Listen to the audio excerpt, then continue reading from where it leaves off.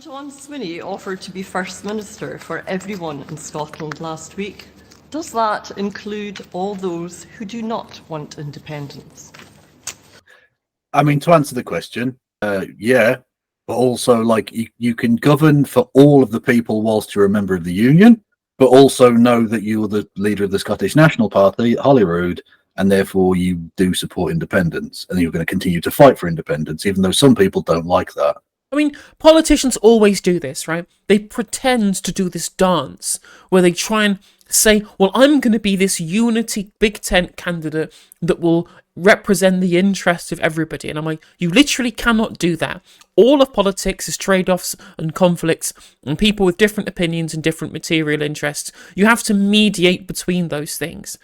And of course, if there was a majority of the public who specifically want something like, I don't know, Scotland to be independent, you can't really mediate that problem with people who explicitly disagree with the democratic wishes of the people of Scotland. What you can do is say that, well, I may not agree with you on this very one specific part of our broader policy perspectives, but I will have your interests in mind with regards to how I approach economic policy. I am sure there are plenty of people who want to remain members of the Union who like the fact that they have no tuition fees and free prescriptions and baby boxes and nationalised water, all that malarkey, the things that are potentially up for grabs under Labour, like, for example, tuition fees, which Keziah Dugdale specifically said that they might look at reintroducing if Labour become the party in power in Holyrood. But this idea that you can just say, oh, I'm going to govern for both Unionists and also people who are pro-independence. Well, this is a Boolean thing that you're talking about here. You're either in or you're out. You cannot possibly do this. Like, this question is completely pointless. Stephen Flynn. Yes, of course it does. And, you know, there's an important point to be made here, because whilst the SNP has had some internal turmoil, and I think it's fair to say that that's been the case, and nobody would seek to say otherwise, certainly within our party, paling to complete insignificance in comparison to the challenges that the public have faced, with the cost of living crisis being at the forefront, the fact that people haven't been able to afford their energy bills, their mortgage bills, or indeed their food bills. And that cuts right across society. And in these times, what we need is serious politicians. And John Swinney is most definitely a serious politician. He's someone who's well respected across the political divide. He brings a huge amount of experience to the Scottish Government, and he, of course, will seek to act in the best interests of every single person who lives here. But he certainly does bring a lot of experience, because he was First Minister before and then you got rid of him. Well, he wasn't. So why do you want him back this time? Well, he wasn't. A leader, sorry, leader, forgive me, leader of the SNP. And so why do you want him back? Because John... He wasn't good enough then, why is he good enough now? Because John Swinney is by far the best candidate to take on the role of First Minister. And may I say, by the way, the contrast in the words of John Swinney over the course of the last couple of weeks, with the comments of the Prime Minister on Monday, when he labelled half of the population of Scotland as extremists. He compared those people in Scotland who believe in the democratic right for Scotland to be an independent nation to be akin to individuals in China, Iran, and North Korea. So let me just... Yeah, that's, you know what, that's actually a good point. I rarely get too soy about the conduct of high office, etc., but I'm going to for a second. If you are the leader of any kind of polity, be it Scotland, the United Kingdom, whatever, you should at least, like, as previously discussed, you're not necessarily always going to govern at the behest of every single person in your society, because that's not always possible. But you have to not shit on people, ideally, at least not verbally. Your policies sometimes will hurt people. You should try and minimize that, but it's going to happen. You should try and bring people with you and try and be as gracious as you possibly can be. The Scottish leader seems to have done a reasonable job this week with that, whereas the fucking in their desperate clawing at every possible straw they can have, the Tories are just flailing wildly at every minority imaginable, to the point where the Scottish National, as you say, about 50% of the population, aren't even a minority, and they're labelling them as extremists, like they're Nazis or some shit. It's absolutely insane. Yeah, in the same speech, he did the same thing about people like trans people as well. Sorry, Yeah, exactly, yeah. We're showing trans people to your children. It's the sign of a desperate political party when they've just got this, you have to vote for us or the country will collapse. Here's our scaremongering. It's, honestly, I hate using this word because I think it gets overused. This is genuinely fascistic. It is. It actually is. Deliberate, desire to terrify the public with the threats of the other as having the potential to bring down society, especially minorities. Of course, your political opponents, that's one thing and also part of fascism. But specifically saying our society is in danger because gender people are going to be around your children. This is going to get people fucking killed. It is. It is. And the most pathetic element of it all is, Rishi Sunak doesn't fucking believe any of this. He doesn't believe a single word of this. He's prepared to be racist because he thinks it might win him votes. But he doesn't actually want to stop immigration. Immigration's exploded under his prime ministership, right? We've seen this. He doesn't believe in any of this rubbish. If he thought it'd win him votes, he'd go around and hug every trans person in the country. He doesn't believe a single word of any of it. But yet he's prepared to throw people under the bus for a few votes in wherever, Stoke or some shit. It's so infuriating, and like you say, it's going to get people really badly hurt, and it's just opportunism. Just for hold on a second. I'm just going to say what he said, just so the people don't know. But let me finish. The Prime Minister demeaned his office. He demeaned himself, and it's a measure of the man, his small stature in public life. He did so. If he can do small jokes, I don't. I think it's fair game. I mean, we are literally. I mean, at this point, I just wanted to call him a manlet. Just for those who are not familiar, the words he used are Scottish nationalists are even trying to tear our United Kingdom apart, and that was at the end of quite a long discourse about, as you say, China, Iran, and various other things. Alex Salmond is in the building. Would you like to come in, Alex? Thank you very much for joining us.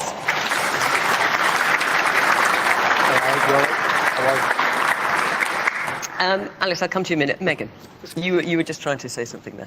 Well, I mean, John Swinney is continuity candidate 2.0. He has already said that he is going to make the general election page 1. Continuity SNP would be great for Scotland because then they wouldn't have to worry about all of the poverty that's happening over in England. Well, yeah, exactly. If continuity SNP was such a bad idea and they've done such a terrible job, why is it that even during a scandal that would bring down virtually any other government, a series of scandals indeed, they're still leading in the polls, albeit narrowly, but they are still leading in the polls. Whereas the Tories are nowhere to be fucking seen. Nationally and in Scotland, they're about to become third, possibly fourth place in both. It's ridiculous. Line 1 about independence. That is not speaking to people who do not want independence. They want people to be focused on the real priorities that impact Scotland just now. That's our NHS, that's our education system, that's our justice system. It's not independence. That's not what people are saying to me on the doorsteps. It should really be about the people's priorities, and that is not what the SNP are focused on. They've never been focused on. Yes, they've only got the best NHS results in the UK, have they? It's not like they literally do better than both Tory-run England and Labour-run Wales on NHS outcomes, is it? Exactly. Better water quality, fewer strikes. Oh, it's the man there in the blue shirt. Is the return of a former leader to the SNP just a demonstration of the lack of talent in the SNP? Okay. And let me hear, Susan, you asked the question. What's your view on this? I agree with Megan. It's definitely takes priority within the SNP.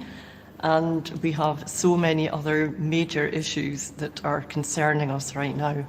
And what would your priorities be? Definitely the NHS, education.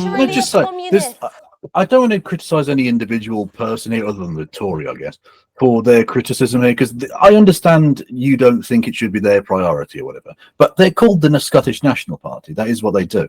And I also get the impression that from the politicians' point of view who criticise them on this basis, A, it's obviously a cheap attack, but B, it's because the SNP actually fucking stand for something. A thing that they absolutely will stand for. It is a red line that they will not cross. It is anathema. They're offended on a very deep, personal, visceral level, because I think to a degree it reminds them of the fact that they've totally sold their souls and that there's no principle or belief they won't sell. As well as that, too, is that people keep saying things like, oh, well, we don't just care about independence, we want to care about all these other things. Well, first of all, they're doing better on all these other things than everybody else is. Second of all, is that the fact that they are a constituent of a union and not an independent country, especially when it comes to things like monetary policy, when it comes to bond issuance, things that they don't have access to in terms of their internal budget, because they're not a sovereign nation with a sovereign currency, for example, massively hamstrings what they would want to do with their country and what they would want to do to fix the economy, given how much the essentially horrendous both fiscal and monetary policy of the Conservative Party has locked Scotland into, again, mostly austerity and then taxing some more kind of rich workers to fund these social programs. Because I probably think the SNP would rather be taxing capital gains and wealth, but they can't do that because that's not devolved. They can only just fiddle with the income tax thresholds. Yeah. Exactly, yeah.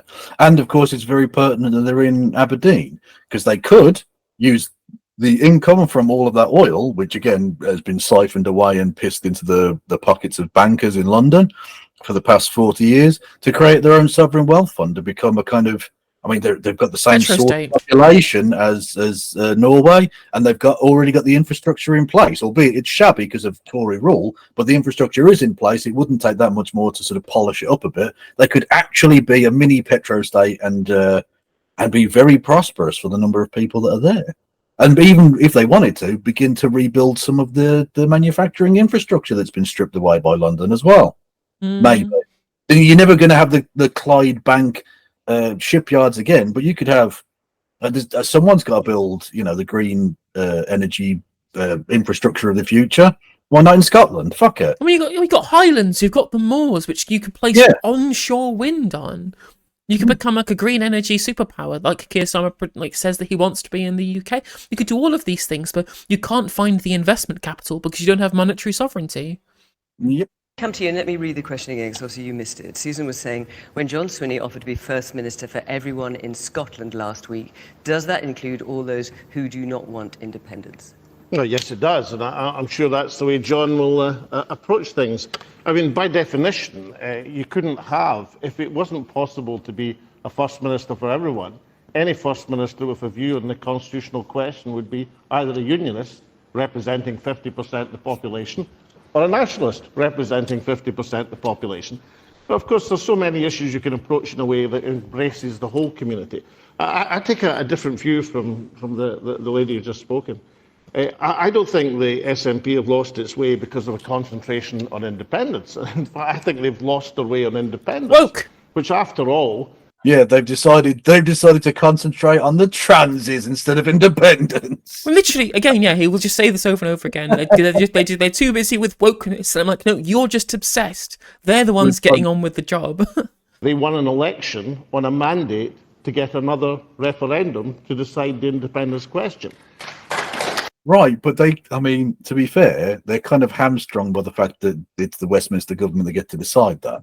And I mean, there are things you can do, but that would possibly hurt the Scottish people, at least in the short term and medium term. And you wouldn't guarantee anything because Rishi Sunak isn't going to give you that.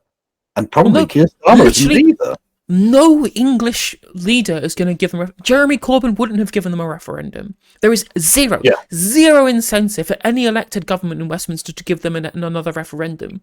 Because any Prime Minister in England that oversees the splitting of the Union is political history. They're gone forever. Yeah. They're never getting elected again. I think they lost the way by getting taken up in the highways and byways of identity politics. There we go. All sorts of issues. Yeah. Which again, it's just not true. Like, it's literally just not true that this is the case. I will reiterate this because I've said it over and over and over and over again. No, you are obsessed with identity politics, Alex. Look at, for example, the hate crime bill. That was passed 4 years ago. It was never a problem until you guys made it a problem because you pissed your pants about it. The gender recognition reform bill was 6 years in consultation. Nobody kicked up a fuss about it until they could use it as a beat to stick the SNP with. The whole of Holyrood agreed with it until Rishi Sunak decided that it was going to be part of his culture war mandate to try and get himself re-elected in Westminster, not even necessarily in Holyrood. And I will go back to all of those good bread and butter issues that the SNP have been good on the entirety of the time that they've been in power, which has been things like free bus travel, for young people, free university, free NHS prescriptions, nationalised water, nationalised railways, solving strike issues, having things like baby boxes, the progressive taxation system. These are all material successes of the SNP government for the entirety of the time that they've been in charge in Holyrood. But nobody recognises these things because they're too busy getting mad about the fact that they did like plenty fewer other things that were related to social policy, but just a couple of things that are about social policy, and suddenly idiots like Alexander are like, oh, they've gone woke now. They're too busy. They're obsessed with wokeness. I'm like, no, you're obsessed. Like, if you actually cared genuinely about the people of Scotland, rather than about being mad about IDPOL and wanting to stick it to an opposing party, again, Albert is literally an opposing party to the SNP because they have different views of what, you know, the nationalist principles should look like. He will dig up any old shit to attack the SNP and just invent this idea that they are not focusing on independence when they were the ones trying to get the referendum. They took it all the way to the High Court and were turned down. And second of all, when it comes to domestic policy, they've been the ones outshining everybody else in the UK on having good domestic policy, ending right to buy, 2-child benefit cap. These things are, they literally are opposing things like rent controls in conjunction with the SNP. They were trying to do extra taxes on people with second houses. All of the new rules on short-term lets to ensure that rental properties are used for residential lets rather than short-term lets. These are all material policies that they have used to benefit the people of Scotland. But does Alex Salmond recognise any of these things? Of course he fucking doesn't, because he's too busy finding a stick to beat them with, and he'll make up any old shit to justify it. No society in Western Europe has managed to find an answer to. And it was that absorption of parliamentary time and bandwidth in these sort of issues of self-identification, which took, I think, the eye off the ball of housing, education, health and jobs above all. They passed one bill, mate. I want someone to sit down and do like a statistical comparison of how many bills were passed on every issue. So like you do healthcare or transport or the economy or whatever, right? And you'd probably find there were dozens of healthcare bills. There was a dozen transportation bills. There was one trans bill. Yeah, that's it. One trans bill, and these people they're focusing too much on the woke. Yeah, one trans bill, and these people lose their absolute minds and think that they're obsessed. When, again, as I said, it's these people who are obsessed. Because one bill, which, again, only took up loads of time because the Tories decided to try and kibosh it for anti-woke points in the English Parliament. In England, yeah. Yeah, literally in England specifically, did become a massive uproar because, again, even Douglas Ross's Conservatives were very happy to hand-wave it through when it came to the actual vote in Holyrood at the time. It's absolutely ridiculous for them to say this stuff, especially since, as well, I think the biggest reason that the SNP went to such a high legal challenge for the use of Section 35 over the Gender Recognition Reform Bill was because it undermined devolution. It wasn't that they were just so desperate to do pro-trans stuff, even though clearly they did really support this bill. Sturgeon especially was very supportive of it. But the real reason why they were so vociferous in taking this to the highest court that they could is because the Tories were deliberately undermining the devolution settlement. They were tearing that shit up in front of the eyes of the entirety of the public in England and in Scotland. And so they had every right to do so in the face of people who were trying to undermine everything the SNP had fought for 2 decades. Yeah, which you'd think as someone who is a massive fan of Scottish sovereignty, Alex Salmond would support the Scottish government in fighting that. He hates trans people more than he likes Scottish independence. Exactly. He's so obsessed with wokeness, with being anti-woke, whatever it is. He's so obsessed with it that he will literally put it ahead of protecting Scottish devolution. But again, I don't think he necessarily even cares that much. He just needs a stick to beat his political opponents with to try and increase Alba's share of the vote. That's it. Which is what any First Minister, SNP or any other party should be doing in the Scottish Parliament as an absorption of their time. So I don't think it's John Swinney's fanatical pursuit of independence that's been the problem. I think it's the SNP's failure to deliver independence is the problem. Man there in the shirt and tie, blue shirt and tie. So did you succeed in bringing independence, did you, Alex? No, you didn't. So you failed as well. Okay, cool. It flabbergasts me that Labour and Conservative are surprised that the SNP want independence. That's one of their main policies. So every time they mention it, you say, leave that alone. That's one of the reasons they're there. That's what they want. Yeah, the Tories and Labour are all unionist to one degree or another. And so the one party who stand for that, who represent 50% of the fucking people, roughly speaking, of Scotland, can't talk about it because either that's divisive or you're focusing too much on this one thing and not on this other thing. Exactly. And what's on top of that as well is not only is it they actually have a strong principle what they believe, but it's a strong principle they believe, and not just all the other parties disagree, all of the media disagrees as well. Outside of the National in print and STV in video, every other media outlet fundamentally opposes Scottish nationalism. Fundamentally opposes it. Every single one of them does. So they never get a fair hearing. And despite all of that, and all of the attacks in politics, and all the attacks in the media, and all of the internal strife, they're still pulling ahead of everybody else. Hi, yes, I completely agree with the last person, actually, and I don't agree with what Megan had said. This government has been here and has, sort of lifted so many children out of poverty. There's so much socialist values that you get through the SNP being in government.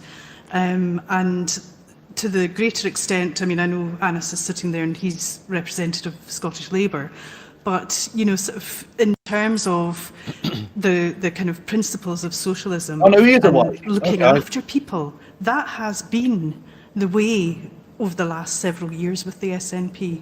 And, yes, independence is really, really important and I support it, surprise, surprise.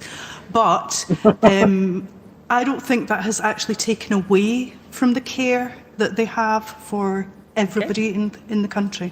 Look, I don't support independence. I don't support a referendum right now, but I completely respect those who want to argue the case or may believe in independence. I actually want to look at the underlying factors which drive many of the people to support independence. Of course, for some, for example, Alex and Stephen, it will be an identity issue, a national identity issue. But for some people that were driven towards independence, it was because they didn't believe that this UK Tory government was working for them. I completely agree on that. I think they have been an extremist government that have failed every single corner of our country.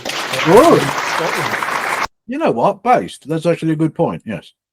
I mean, you're still. It's almost like he knows that he's speaking to a progressive audience because it's Scotland. They want change, and for many people, they thought the only vehicle for change was that escape route around independence.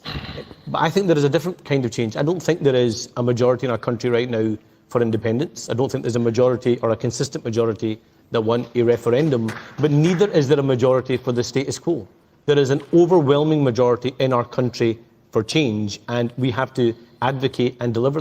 No, I mean, there is, but I think he means in government. And there isn't that, really. With the polling's pretty obvious that there's not, even if the Labour Party are in one or two polls, maybe nudging very close, they're not clear at all. There's no, I mean, he has to try and push the lie that the Labour Party can become the next Scottish government, but they won't.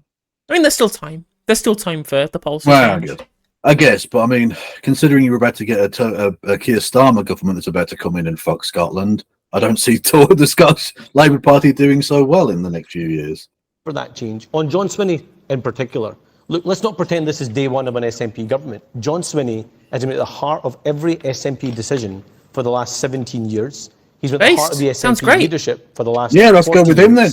He's one of the architects of divisive politics in Scotland. And on his watch, we have seen not divisiveness. Scots.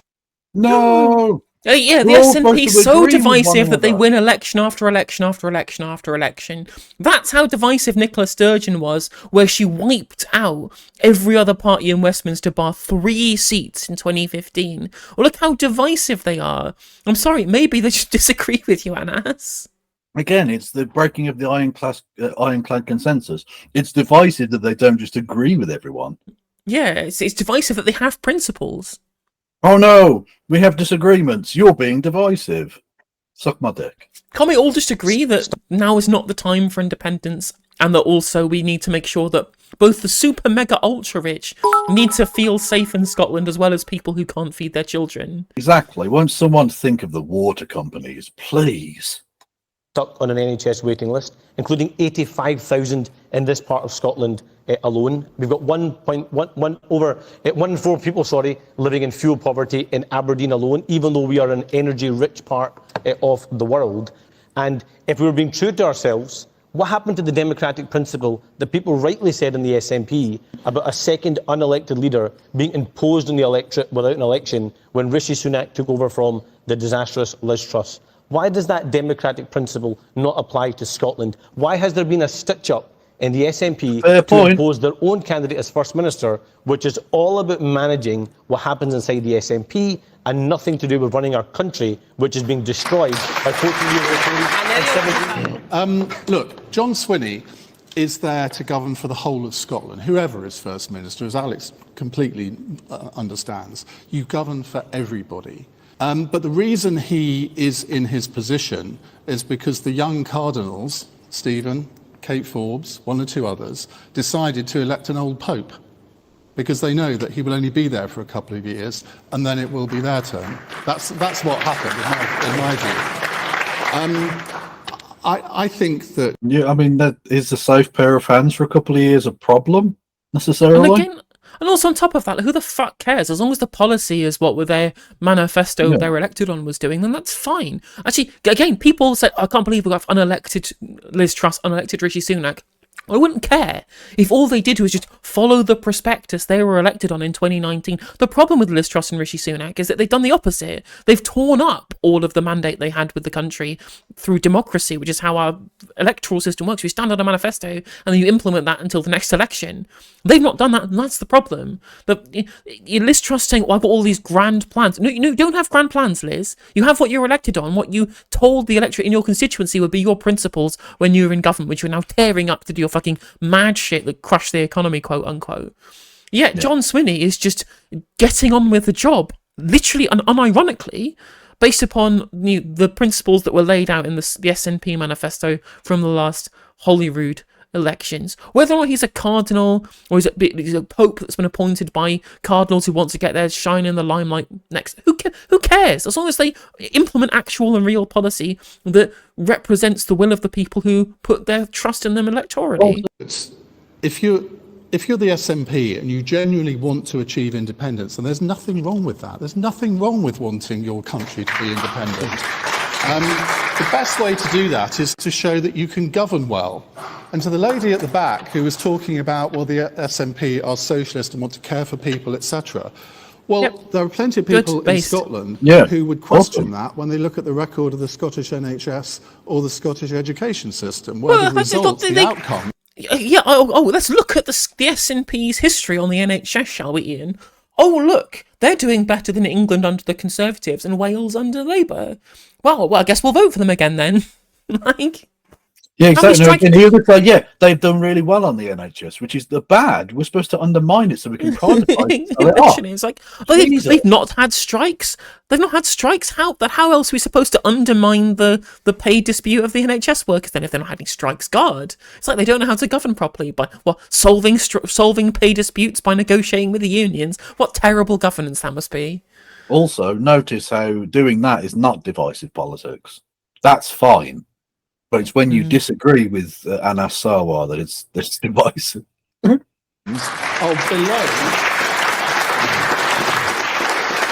Below the rest of the United Kingdom. So if you want independence, you've got to demonstrate that you can govern well. And I think there are many examples where the SNP have failed to govern well. But as somebody on the right of politics, I'm quite unusual in that I describe myself as independence curious. In that I'm a quarter Scottish.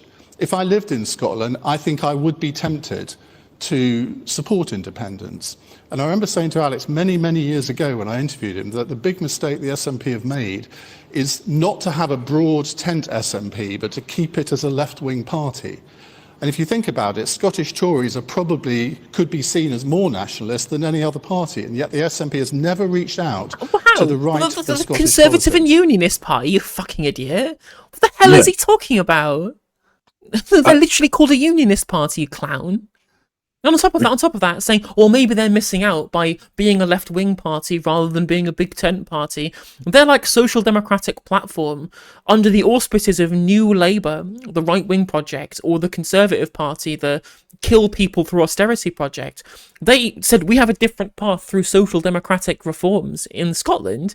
And as I said before, they literally knocked out every single other Westminster MP in Scotland bar 3.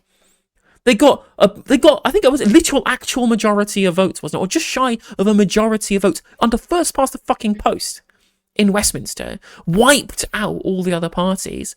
And it shows that there was a reason why they've become social democratic, because people want that shit. And coming at the next election, how many right-wingers are voting in the next election in Holyrood? What, like 10% for the Tories, 4% for reform? That's it. That's literally it. Why won't they reach out and just govern on behalf of the people I agree with who make up 10% of the Scottish people? Of those 90%, they're probably communists or something. Who cares? Well, the mistake I made was not signing up Ian Day. I should have done it at the time. Well, let's just say one thing about this extremism thing. Very Steve. briefly. You know, when I heard, I was in Berlin at a conference, and I heard this extremist remark, the Rishi Sunak, and I sort of thought, you know, that's just a drowning prime minister thrashing about, pay no attention. But actually, I've read now the whole speech, Fiona. And this is this wasn't an off-the-cuff, silly remark. And I'll tell you why it's so important. Who the fuck reads speeches? You're so old. I read the speech. Watch it on YouTube like a normal person. Democratic point here. Scottish nationalism in its modern form has been around for 100 years, as a representative force in Parliament for 50 years. In that century, not a single person has lost their life arguing for or against Scottish independence. Nobody has had so much as a nosebleed arguing for or against Scottish independence. And it's been civic, it's been democratic, it's been embraced for victory or defeat. That is an incredibly valuable thing. How dare Rishi Sunak describe people pursuing national self-determination as extremists? It's outrageous. Okay, sorry. First of all, the comments that Anas was making. Also, so are we sitting with a young cardinal here who wants to push the Pope off his perch? Well, the interesting aspect in all of that, John Swinney's age is often mentioned, but he, of course, is younger than Keir Starmer. And, yes, but there's also been talk about him retiring from politics on more than one occasion. And he's also talked about, maybe stepping back. So I'm not sure John Swinney's ever retired from not politics. retired, but he has talked about stepping back. That's definitely the case. Yeah, but cometh the hour, cometh the man, and we have serious challenges that we face in society, and we need serious individuals with experience to come forward in the public interest to deal with them, and John has done that, and I think that is something to be welcomed. Now, there's a couple of things I just want to touch on briefly. Firstly, Anas seems to be of the view that there should be an election in Scotland because Holyrood has elected a new First Minister. That was your view. That was your view on Rishi Sunak. Of course, but the difference is that in Westminster, and I sit there, we don't vote in Westminster for a Prime Minister. In Holyrood, you do. Just as, incidentally, you do in Wales, where the Labour Party just elected a new First Minister after Mark Drakeford stood. Okay, so Nicola Sturgeon said on Sunak's appointment as PM, of course there should be a general election. Okay, we're not talking about general election here in Holyrood, obviously, but the governance of any country cannot simply be a revolving door that one party gets picked time and time again. Sturgeon, Yousaf, Swinney. And that is the difference between the Westminster system and the devolved. Well, literally, that's exactly right what Stephen Flynn is saying. That this is how proportional representation works. European politics, they change prime ministers all the fucking time. Governments in Labour-run Wales. So it can be a revolving door here, SNP but just not down in Westminster. It is the system that we realise operate how within. ridiculous that sounds? Ian, it is the system that we operate within. But Yes, look, but you're criticising that system, presumably you're equally critical of this system. But can I do something which is much more important than that? And that's to reflect upon what Anas's other point was, that what we are talking about here is politics in the run-up to a general election. And the public's priorities matter. They are the economy. They want to see the public being on the receipt of investment in their public services, in their NHS, rejecting the austerity agenda that's came out of Westminster for the last 14 years. They want to see investment in net zero. They want to see alignment with the single market. They want to see why is less being immigration spent into on the this. Scottish NHS this year than it was last year? So there's been the only part of the UK. That is not true. It is true. No, it's not true. Absolutely, it is not. I've looked at the figures this afternoon. I know it is true. If you are going to really sit there and say that there's more money being spent on the NHS, it is just simply not true. So Scotland's NHS is receiving a record amount of money, and it is an increase in comparison to what's happening in England. Our nurses are paid more than anywhere else on these isles. There is junior doctor strikes happening right now in England. There is no junior doctor strikes happening in Scotland at this moment. Yes, that's how governance works. If you want to pay people more money, you have to have more money to pay them. Literally, and it's like, yeah, we increase taxes because those with the broadest shoulders should carry the heaviest burden. We believe in redistributive economics. What's happened with the tax-cutting agenda of the Conservative government? They crashed the economy under Liz Truss, sending bond yields skyrocketing. And on top of that, they starved our population literally to death. 330,000 dead people as the result of Conservative austerity policy making. What do you think is better? A very, very small increase on taxes on the rich, or 330,000 excess deaths? Because that's your choice, Scotland. So why are the waiting lists so bad? Taken by the SNP. If it's also great, why are the waiting lists so bad? When it comes to our A&E system at the moment, we have better waiting times than anywhere else on these isles. But you've not hit your targets for when it comes to Stephen, cancer waiting times, they're better than anywhere else on these isles. The reality is that we have outcomes are worse. Hold on a minute. The outcomes are worse. The reality is that we have huge challenges within our NHS, but Scotland's NHS is rightly performing better than anywhere else on these isles. And I sit in the Westminster Parliament and hear politicians from across these isles decry what is happening. They don't do that in Scotland. The outcome of our NHS crisis is almost 50% of the hip and knee replacements that are happening in our country right now are happening privately because of the waits in the NHS. There are literally people mortgaging their homes and borrowing money from their loved ones to pay for hip and knee replacements. Stop trying to blame somebody else. It's always somebody else's fault. Take responsibility after 17 years. Yeah, crazy. Right, okay, Anas. Here's a tip from me to you, Anas. Okay. There's a reason why these people want independence. They say, oh, you always blame somebody else. I'm like, yeah, we don't want to be subject to austerity economics from the Conservative government. If they want to do it for themselves, they can do it for themselves. That's fine. We don't care. We want independence for monetary sovereignty, for fiscal sovereignty, so we can fix these problems using different taxation systems or by fiscal expansion, whatever it would be, and we need independence to do that. You know, if you give us independence, you can hold us completely accountable. But whilst we are subject to overrule from Westminster, whilst we are subject to monetary decisions being made outside of our control, there's nothing that we can do. We are very limited in the levers at our disposal to solve the problems. You're trying to make us a problem of us and not the Westminster government. Hey there, if you enjoyed the video, make sure that you like and leave a comment. That helps the video out in the algorithm. If you subscribe and ring the bell, it'll let you know when I go live. I stream every day on YouTube and Twitch. You can also follow all of my socials down in the description. And if you want to support me in a more financial manner, there's a join button for membership. It's just 99p to be a member on YouTube, as well as a Patreon, and there's some merch there as well. And hopefully I'll catch you on the next video. Take care.